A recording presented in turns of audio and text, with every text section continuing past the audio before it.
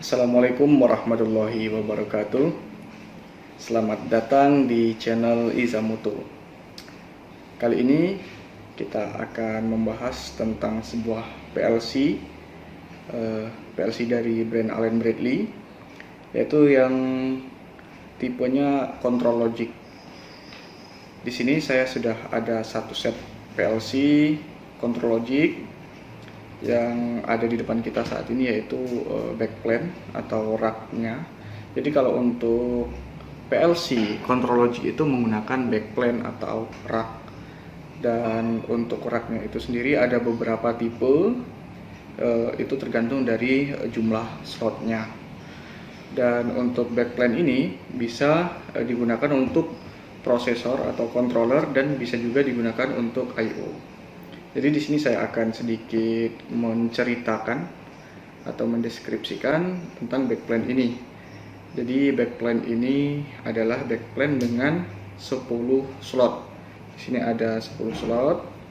Jadi bisa diisi CPU atau bisa juga digunakan sebagai remote I/O. Jadi di sini ada 10 slot, bisa berisi I/O saja semuanya, atau kombinasi antara CPU atau controllernya dan I/O-nya. Dan di sini ada power supply untuk backplane ini sendiri. Jadi di sini langsung include dari Allen Bradley-nya. Seperti ini.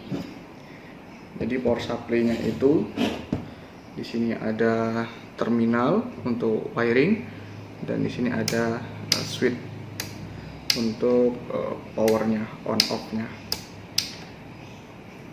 Jadi backplane ini bisa langsung dimounting ke panel atau ke electrical junction box-nya. Di sini ada untuk panel mountingnya. Dan di sini kalau kita lihat,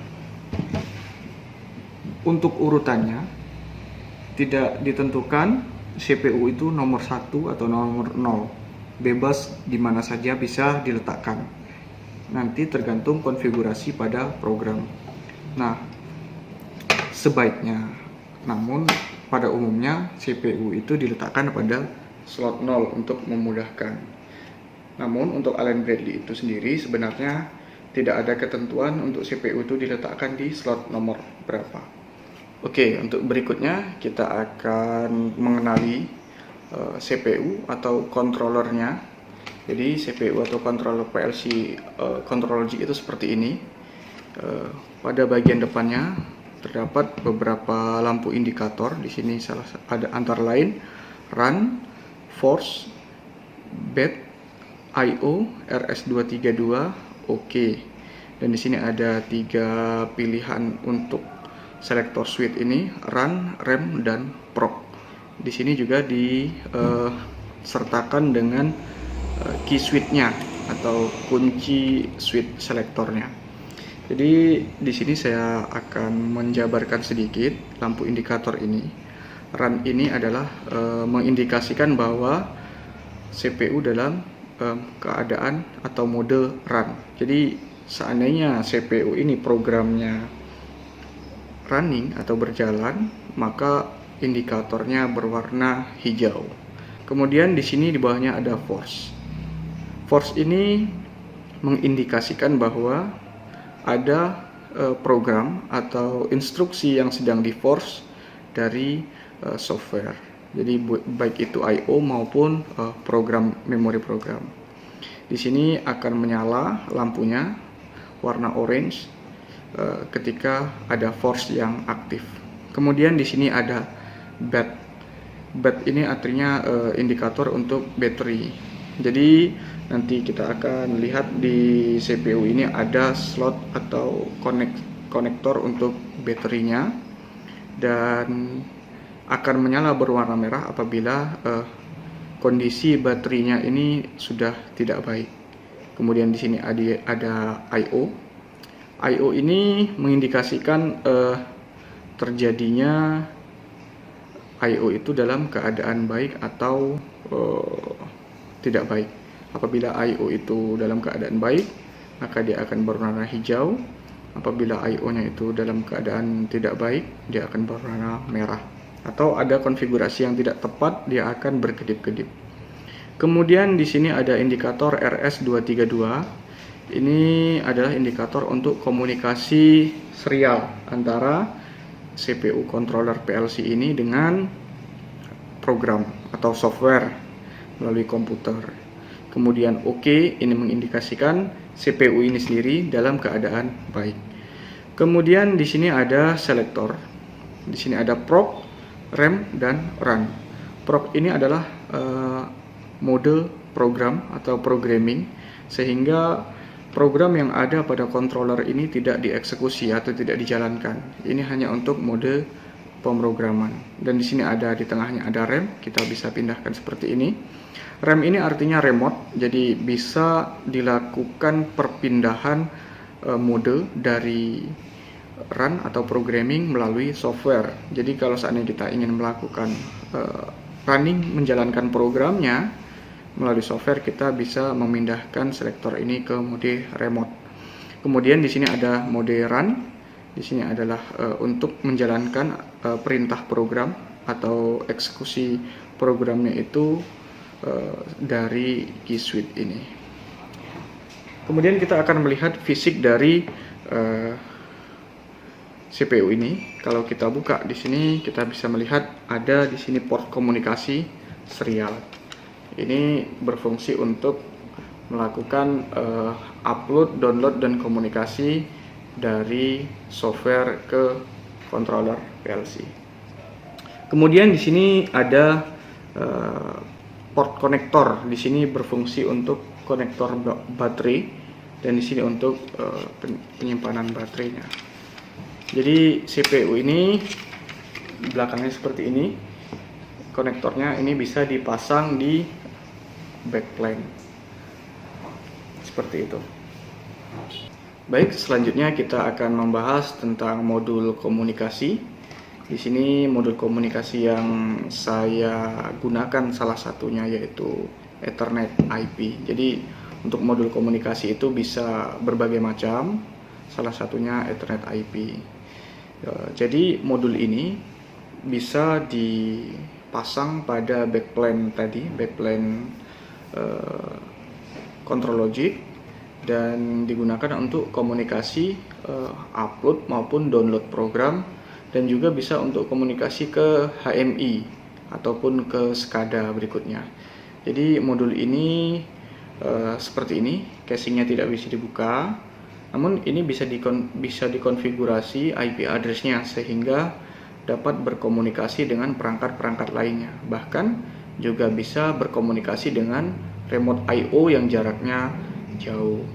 Dan di sini pada bagian bawah terdapat satu port Ethernet. Jadi di sini bisa untuk dilakukan koneksi Ethernet dari modul ini ke HMI ataupun ke perangkat lainnya. Dan di sini ada display atau tampilan yang nanti berisi informasi tentang modul ini, apakah sudah berjalan dengan baik. Kemudian berisi juga informasi tentang IP address-nya, IP address modul ini. Jadi IP address modul ini akan tampil pada layar ini. Berikutnya kita akan membahas tentang modul I/O atau input output. Jadi di sini saya ambil contoh saja. Modul I/O itu ada banyak macamnya. Jadi saya ambil 4 contoh. Jadi di sini ada modul digital input, digital output, analog input, dan analog output. Jadi untuk modul ini sendiri seperti ini bentuknya. Di sini terdapat banyak pin, dan di sini sebenarnya terdapat terminal untuk me-wiring kabel koneksinya. Dan untuk urutannya pada backplane ini bebas, tidak ditentukan. Bisa kita meletakkan pada posisi mana saja. Itu nanti akan kita lakukan konfigurasi pada program. Di sini saya membawa 4 modul dari sebelah kiri secara berurutan. Di sini adalah analog input, di sini ada digital input, kemudian ada analog output, dan berikutnya ada digital output. Dan masing-masing modul ini memiliki fungsi tersendiri. Dan untuk modul ini sendiri, kita bisa melihat spesifikasinya pada sisi sebelah samping modul. Jadi misalkan seperti ini, Allen Bradley 1756 IF16. Jadi di sini adalah analog input dengan tipe arus inputannya 16 channel. Jadi ini memiliki 16 channel atau saluran. Jadi di sini bisa digunakan 16 channel analog input. Kemudian berikutnya di sini digital input 1756 IB16, yaitu digital input 16 channel untuk DC. Jadi di sini ada isolated input 16 point DC. Jadi 24 VDC pada umumnya. Jadi digital input ini adalah digital input DC. Kemudian di sini adalah 1756 OF4 atau analog output dengan tipe outputnya itu tegangan atau arus 420 mA. Jadi kita bisa memilih outputnya ini tegangan atau arus. Jadi ini bisa diatur melalui program atau software. Jadi analog output ini, modul ini memiliki 4 channel. Kemudian berikutnya yaitu relay output. Dari namanya saja kita sudah bisa menduga bahwa outputnya ini berbentuk kontak relay atau kontak kering. Jadi kita bisa menentukan nanti outputnya itu mau menggunakan arus bolak-balik ataupun arus searah atau AC maupun DC. Jadi di sini tipenya adalah 1756 OW16i. Jadi di sini ada 16 poin atau 16 titik channelnya. Kontak relay normally open. Jadi di sini bisa kita gunakan untuk arus bolak-balik maupun arus searah. Untuk yang berikutnya yaitu external power supply atau sumber tegangan yang eksternal. Ini digunakan untuk memberikan atau menyuplai tegangan 24 volt DC ke analog input atau ke digital input nantinya. Jadi untuk eksternal tegangan 24 voltnya kita ambil dari external power supply ini. Jadi di sini adalah power supply-nya Allen Bradley, tipenya 1606 XLE.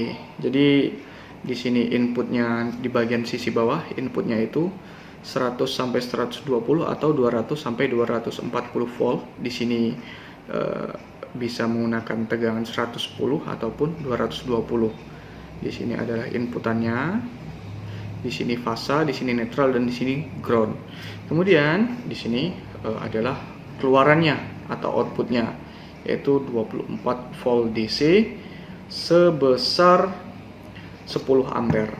Jadi untuk kebutuhan 10 ampere power supply ini bisa digunakan. Jadi cukup sekian video kita kali ini. Untuk berikutnya kita akan melakukan pemasangan ataupun instalasi modul-modul tersebut pada backplane, dan untuk berikutnya kita akan melakukan programming atau pemrograman per tahap. Jadi kita akan melakukan pemrograman dari yang sederhana hingga menengah dan berikutnya. Jadi cukup sekian dari saya. Apabila ada pertanyaan silahkan tuliskan pada komentar. Assalamualaikum warahmatullahi wabarakatuh.